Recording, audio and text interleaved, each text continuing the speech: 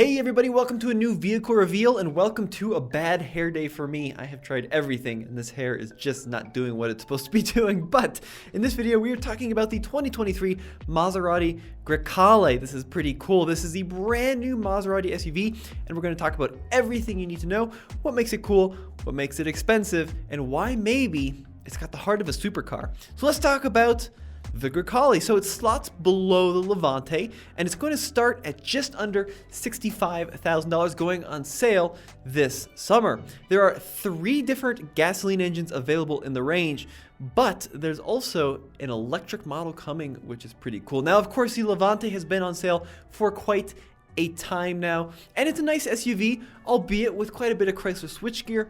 Maserati has decided, we need an SUV to slot below the Levante, and that's where the Grecale comes in, and I think it's looking a lot more promising than the Levante. So let's talk about the styling. It's very fresh, it's kind of very modern.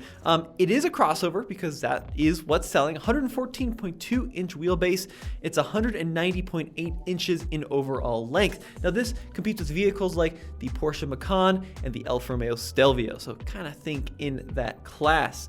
It is slightly larger than some of its main rivals, and it's got up to 21-inch wheels, at least on the performance model called the Trofeo, which is pretty cool. So overall styling, it does have some Alfa Romeo cues that we're used to.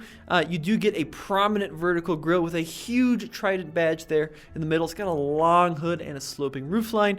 The rear area with the sloping roofline definitely gives it a very sporty look for a crossover. On the inside, it's screens galore. Screens after screens after screens. Even the clock, it's still there, but you guessed it, it's a fully digital screen. So there are 2 infotainment systems, a 12.3-inch upper screen and an 8.8-inch lower screen. And between those two, you can control everything in the cabin of the vehicle. It also has a 12.3-inch digital instrument cluster. It's got leather, it's got open pore woods, lots and lots of luxurious touches as you'd expect out of a luxury SUV. But I was kind of poking around in the pictures. I'm like, where is the gear selector? There's no lever, there's no column shift. There doesn't even appear to be like a button system. It's actually a push button style layout, but in one of the infotainment screens. So it's kind of got like this little haptic feature going on here. I'm not sure I love that so much. I much prefer good old-fashioned levers, but we'll have to wait until we can get our hands on it to see how it works in person.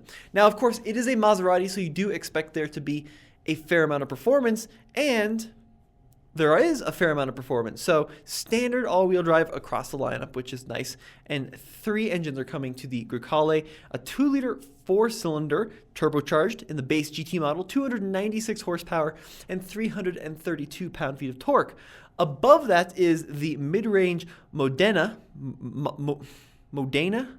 Oh, I'm too American for this. Modena. It's also a 2-liter 4-cylinder, but in this application, it brings in a 48-volt hybrid system that bumps the power up to 325 horsepower, but the top end is where things get super exciting. So the performance model uses the Maserati performance name, Trofeo. It's a 3-liter twin-turbo V6, and it's the same engine that you'll find in their brand new hypercar, maybe supercar, the MC20. So it makes 523 horsepower and 457 pound-feet of torque, which is a lot of power in a small-ish SUV. So figure that's going to compete with vehicles like the BMW X3M, maybe some of the AMG models. 523 horsepower, pretty nuts. 0 to 60 in the low 5-second range for the 4-cylinders, and they're saying the Trofeo will do 0 to 60 in just 3.6 seconds.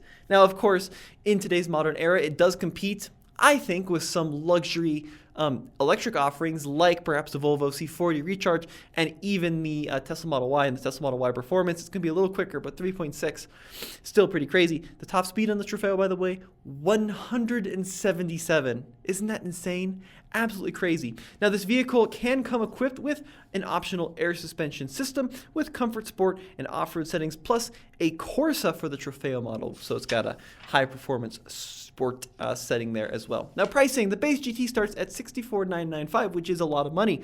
When you consider it does compete with vehicles like the Alfa Romeo Stelvio, that's going to come in a lot more affordable price bracket, but of course, Maserati is considered a more premium brand than Alfa Romeo. Now, the Modena Limited Edition is what's going to be on sale first, and that starts at $78,895, and you can reserve that one right now with a $500 deposit. No pricing on the top dog Trofeo yet, but I'm figuring it's going to start well into the $80,000 range. Competition, like we talked about the Stelvio, the Quadrifoglio for the Trofeo model, the X3 and the M Competition against the Trofeo. That's got 503 horsepower, by the way, the X3 M Competition.